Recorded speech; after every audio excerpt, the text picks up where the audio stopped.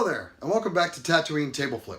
I'm Jimmie, and this week I'll be checking out a game that's currently on Kickstarter and has become pretty much one of my favorite games ever, called By Order of the Queen from Junk Spirit Games. Also, on this week's Cantina Corner, I'll be checking out a small entry into the new dexterity craze from AEG called Light and Dark. Let's get a cup of tea and get them to the table.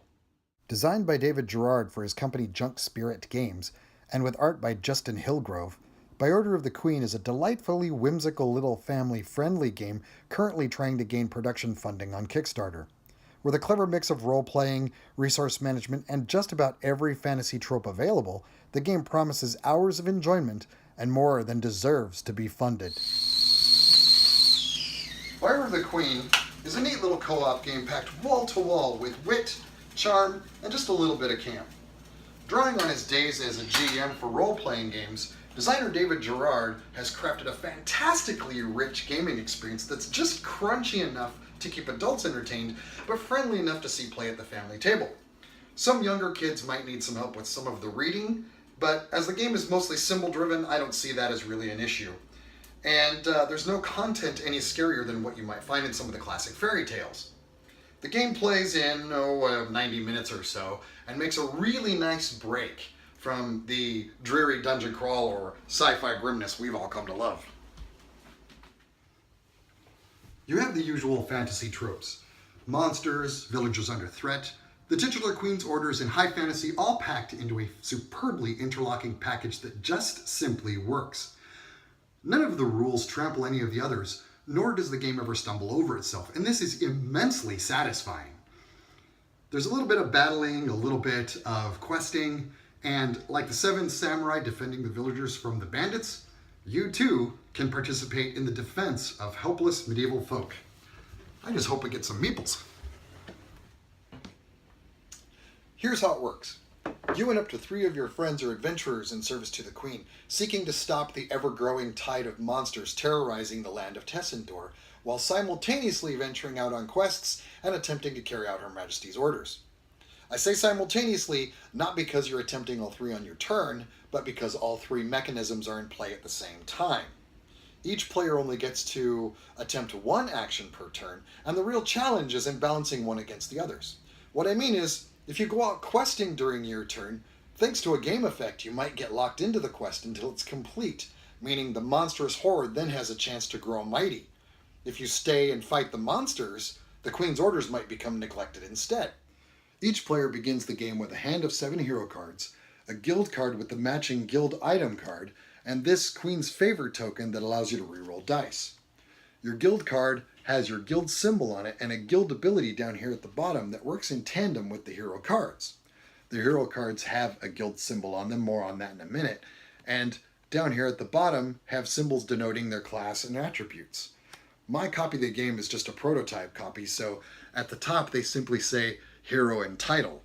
But David and company, in a genius marketing move, have gone to social media and asked pretty much everybody to give them a name and a title that could be RPG-ified and attached to each of the hero cards in the game. And look at the artwork on these things. They're fantastically beautiful, perfectly evoking the family-friendly nature of the game, showing the universe as rich and dense and diverse without any use of flavor text. And look at this, Badger Folk. I really want a minis game based on these Badger Folk. During your turn, you're going to be choosing 4 of these heroes and playing them to your tableau, being mindful of the attribute symbols, as those are what you're going to be testing against under each action you're taking. At the end of your turn, you'll be discarding the heroes, and this is where the guild symbols come into play. The guild ability at the bottom of the guild card tells you how many symbols you have to match of your guild in order to activate that ability. Match enough symbols from the cards you're discarding, and you reap the reward of that ability. Speaking of actions, this is the Queen's Orders deck. You begin the game with 1 in play, and you and your friends are allowed to attempt it only once per turn. It has some nice flavor text on it that lays out the quest as well as the location your party will be riding off to.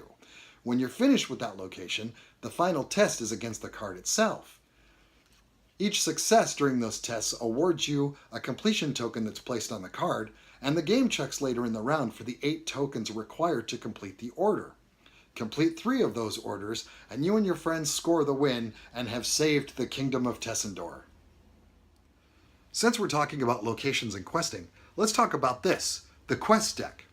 Each of these cards is a separate quest you can send your heroes on in an attempt to gain special bonuses.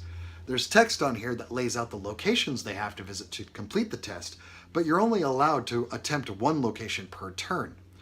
Unless the card says otherwise, you're allowed to spread that quest out over many non-contiguous turns. All of this is leading us to the location cards.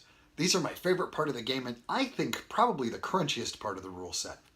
They have indicators on the back showing what the attributes you're most likely going to be testing against are, while the front is divided into 3 sections, with the top section up here being the initial test, and the other 2 sections being a positive or negative result depending on the ending of that test. These, in a genius move, have little scenarios written on them that begin in media res. That is, in the middle, kind of like the beginnings to the Indiana Jones movies, plopping you down right in the middle of the action and leaving it to your imagination to fill in the blanks. I love that, and some of them are really, really funny. Probably my favorite part of the game.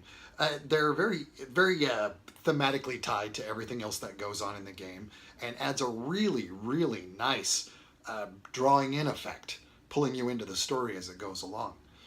Man, I could really just play a game just with this mechanic alone. And the Badger Folk Minis and this mechanic alone, perfect spin-off game. Each turn, our little moon token up here moves through one of the 4 phases of the moon. When we reach the full moon, a new event card is flipped over, and this lays out how many of these threat tokens are added to each of these 3 sections. This is the villagers, this is the regions, and this is the hero deck. These little gauges right here tell us during the event phase of the turn near the end what happens, how many villagers are eaten, how many regions fall into descent, or how many heroes decide that it's all too much and they just head off to greener pastures. It's a really neat little mechanic. It ties everything together. The game starts with one of these in play and sets up your initial how many monsters and threat tokens, etc. And they also pull kind of double duty because they have this little indicator right here that shows the reward that ties in over to the location cards for those tests. These are likely the most important part of the game, as they act as sort of a clock. See, if you run out of villagers, if all of the regions fall into descent, or if you need to draw a hero and the deck is empty, game is over. You and your friends lose, and all of the monsters overrun the land. Speaking of, this is the monster deck. These are what's causing all of the problems across the land of Tessendor. There's various effects in the game that have you flip the monsters out, and when you form your team of heroes, you're going to compare not their attributes, but their class, and that lets you build a pool of dice, and in the simplest mechanic of the game, roll the dice, look at the numbers. For instance, this one has 1 pip hit point. I find that's probably the weakest part of the game, because out of a group of 4 heroes, I'm going to have at least 1 die. All I have to do is roll, and I can't miss on these guys. As you can see, some of the cards have 3 numbers. So if you can't kill it during your turn, the damage persists, and so one of your friends can then attempt to kill that monster on their turn. The real problem is, as you spawn monsters, God help you if you run into one of these. There's 4 of them in the game. These are the Nemesis cards. And if the Nemesis cards pop out, then you take one of their larger versions and you lay it over the Queen's order up here, and it keeps you from attempting the Queen's order until this monster is killed. And you can see it has a lot of hit points. But again, once you start ganging up on them, they're pretty simple to kill. Neat little mechanic, but probably the easiest part of the game, in my opinion. Again, I'd like to stress that my copy is a prototype copy, and so I can't speak to the quality of the components. But once the Kickstarter finishes, I'm sure they'll be high quality if they're treated with the same love and care that the rule set and the artwork was. I mean, this board, the artwork on the board is just gorgeous. It's fantastic. with each of the deck and token locations laid out very clearly and very crisply. It's really quite nice. And holy cats, is this a good gateway game to get your non-gamer friends indoctrinated into the hobby. Finding jewels like this is what really gets my blood pumping and makes game nights for me just absolutely sizzle. And that's why this game, Bard of the Queen, has gained a spot on my game shelf. I don't have a box for the game. That's for when the Kickstarter ends. Anyway, I'd like to thank David Gerard for sending on the prototype copy, and you can check out his other games at junkspiritgames.com. Why don't we head on over to Cantina Corner now? Hey there, and welcome back to Cantina Corner, where each week I'll be taking a look at a smaller game thematically tied into the game featured in the main review. This week's Cantina Corner is brought to you by Guardian Games in downtown Portland, Oregon.